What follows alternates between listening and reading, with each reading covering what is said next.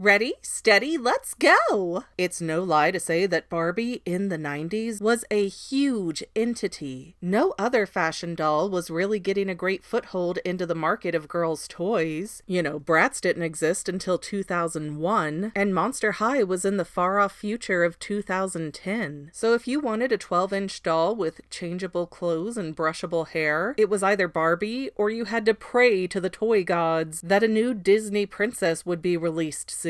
Because even the Disney Princess franchise wasn't established as a consistent toy line until 2000. So you had Barbie dolls, baby dolls, or American Girl dolls if you were a rich kid. And with that being the case, it's no wonder that Barbie had some awesome bonuses in the 90s, including our topic for today, the 1994 short film Barbie's Birthday Party, which we're going to cover right now. Hey guys, I'm Megan. You're watching The Fangirl, and we're gonna straddle the fence a little bit here because I'd like to start doing some history videos on girly toys, but you know, you've been here. The Fangirl is primarily about movies and TV series. So this is kind of my test piece into that arena because I'm covering a media special about a toy. Yes, as you already know, I'm talking about the Barbie Birthday Party VHS tape from 1994. And I was actually old enough to get this in person, so don't trust other sources who don't even own a VHS player. Before we get too far into this piece though, I just have to get this banger of an original Barbie song back out into the world. In Barbie's world, there's no limitations. In Barbie's world, there's nothing you can't do. In Barbie's world, use your imagination. Yes, jive with me!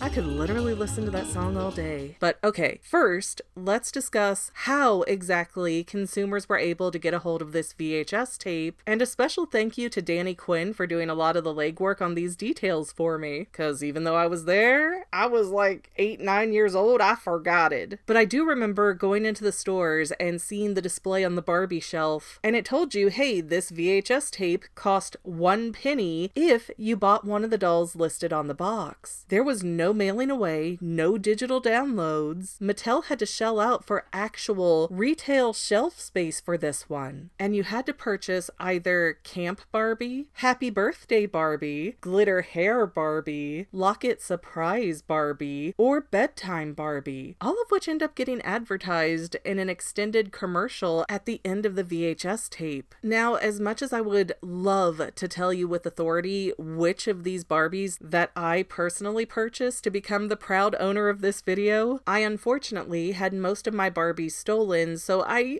don't remember for sure, but I can vividly remember having both Glitter Hair Barbie and Locket Surprise Barbie with the removable tatas panel. Like, when I see the footage, I can still feel the lip gloss on my fingertip, and it's a weird memory unlock. Anyways, that was all you needed though. Grab doll, grab tape, check out at the register, and you were jamming to Barbie tunes as soon as you got home. I also want to make sure to note that Barbie was declared Epcot's Ambassador of Friendship in 1994, which is what was made to spark this Disney-Mattel mashup in the first place, primarily due to the fact that Disney had marketed Epcot as an adult theme park, and now Disney was wanting some younger blood to be interested in visiting that particular park. So these two powerhouse brands struck a deal. Say it with me now. Oh, Grandmama, what big synergy you have. The better to get your disposable income, my dear. Now let's talk about the short movie itself, which, after watching it at least 100 times as a kid, it's kind of depressing to see it again today and realize that it's literally a 30-minute advertisement for Disney World and Mattel. But you know what? It cost a penny, and the budget for this thing was like the price of a McDonald's cheeseburger back in the day. They don't even seem to be shutting off any part of the park to film this. It's kind of weird. Anyways, yes, the legends are true. Back in '94, Epcot did a special Barbie celebration stage show with tons of actors, original songs, and some pretty cool props and costumes. This all took place at the American Gardens Theater, which is this usually empty setting at the bottom of the World Showcase Lake. Just saying. I have been an avid Disney adult for decades, and I have never once seen a show happening on that stage. So come on, Disney, get something up there consistently already. Now, you may assume, as many of us 90s kids did, that this Barbie birthday party VHS tape would be a recording of the Disney World Barbie show, and you'd be largely disappointed. Despite this show, which is called The Magical World of Barbie, only being about 20 minutes long as a stage performance, this 30-minute video only shows us about 8 minutes worth of highly chopped up footage. While the VHS does eventually offer viewers 3 snippets from the musical numbers of the Barbie show, the actual video content is more focused on 2 tween girls who had absolutely no prior acting experience. They just scream at the camera while you can tell that it's just a regular day at Epcot in the background, and we see tons of rando guests just wandering around everywhere. And it's like, they didn't even get these girls a pop filter or one of those fuzzy mic covers to dampen other sounds, and you can tell when one of the girls is being given a direction from behind the camera, like, smile! But our host girls are Stephanie and Lisa, and Stephanie, quite frankly, is an obnoxious little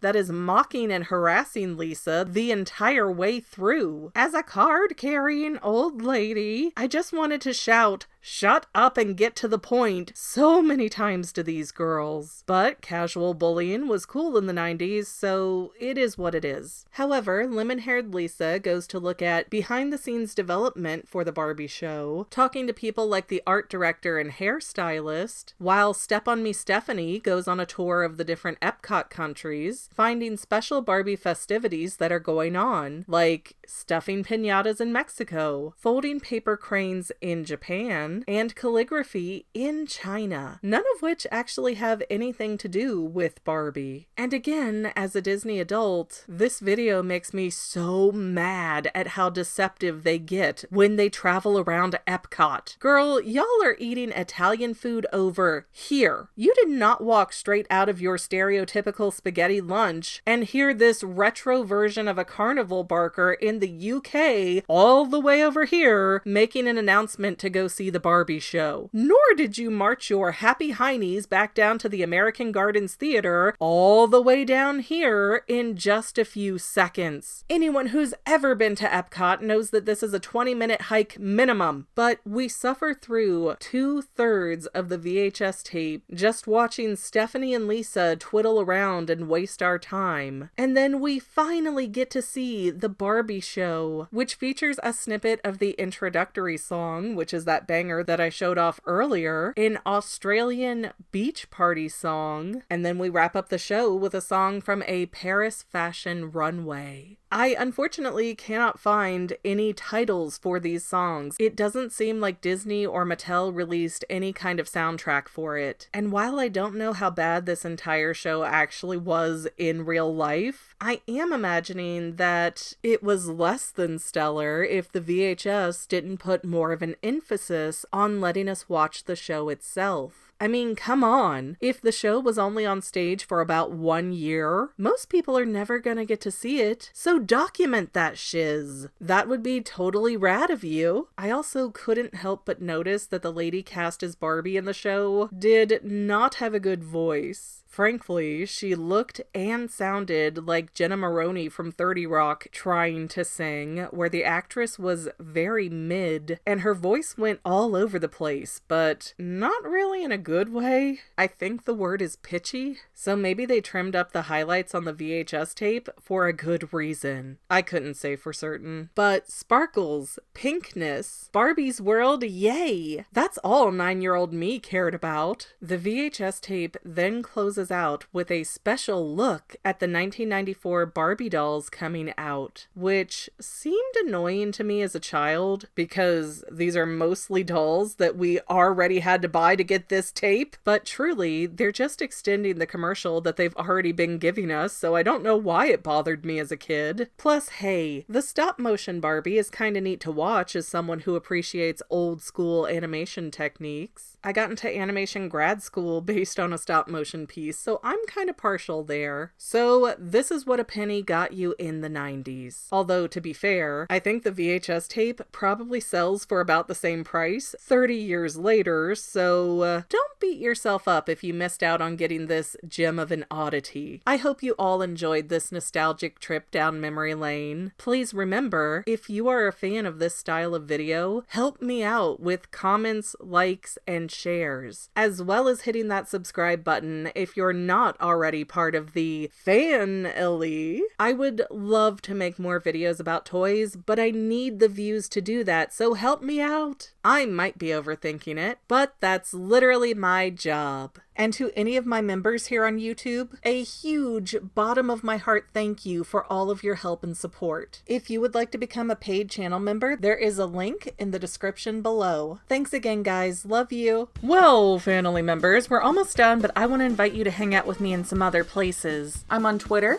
and Instagram as my own personal self, and I have a Facebook page too, but I mostly just post photos over there. And sometimes people say, "Hey McGann, I want to mail you something." How do I do that? Easy. Just click the About tab on my channel page, and my most current P.O. Box info will be right there. I also run another channel, The Fan-Ellie. It's really a hodgepodge channel where we might post anything. Oh yeah, and I also sell shirts and stickers and stuff with the Fan-Ellie and the Fangirl logos. If that is your cup of tea, I have a link in every description of every video. Finally, if you want to help out the Fangirl channel and make sure I'm putting out video essays for years to come, the best way you can help is by subscribing and watching more of my videos, whether they're new, old, whatever. Maybe even share one or two on social media, help spread the word. People who watch to the end of videos like you helps to tell the site, hey, this is a good video, we should recommend it to other people. So if you made it this far, leave me a comment of something like, hey, I made it to the end. Love ya. See you next time, family members. Bye.